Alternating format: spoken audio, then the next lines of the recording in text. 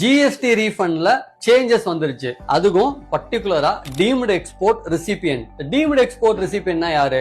இஓயு, இஹெச்டிபி இந்த மாதிரி எல்லாம் அவங்க யாருக்கிட்ட பர்ச்சேஸ் பண்ணாலும் கண்டிப்பா ஜிஎஸ்டி பேமெண்ட் பண்ணி தான் பர்ச்சேசஸ் பண்ண முடியும். ஏன்னா எஸ்இசெட் மாதிரி ஜீரோ ரேட்டட்ல வெண்டார் கிட்ட இருந்து பர்ச்சேஸ் பண்ண முடியாது. சோ அவங்க எந்த வெண்டார் கிட்ட இருந்து பர்ச்சேஸ் பண்ணாலும் டாக்ஸ் கட்டி தான் பர்ச்சேஸ் பண்ணுவாங்க. ஆனா என்ன அமௌண்ட் டாக்ஸா கட்டினாங்களோ, அதாவது ஜிஎஸ்டியா கட்டினாங்களோ அதை வந்து அவங்க என்ன பண்ணலாம், ரீஃபண்டா கிளைம் பண்ணலாம். இந்த ரீஃபண்டா கிளைம் பண்றதுக்கான ப்ரொசீஜர் முன்னாடி எப்படி இருந்ததுன்னா, ஃப்ரம் டேட் என்ன, டு டேட் என்ன, இதெல்லாம் வந்து குரோனாலஜிக்கல் ஆர்டர் படி. சப்போஸ் நான் ஏப்ரல் மாசம் ஃபைல் பண்ணல, இப்போ நான் ஜூன் மாசம் ஃபைல் பண்ண முடியுமானா முடியாது. ஸோ நீங்க ஏப்ரல் ஃபைல் பண்ணி மே ஃபைல் பண்ணாதான் ஜூன் வந்து ஓப்பனே ஆகும், அதாவது எனேபிள் ஆகும். ஆனா இப்போ அந்த மாதிரியான ப்ராசஸ் கிடையாது. ஸோ இப்போ என்ன பண்ணிட்டாங்கன்னா, ஃப்ரம் டு நீங்க எதுவும் யூஸ் பண்ண வேண்டிய அவசியம் இல்லை.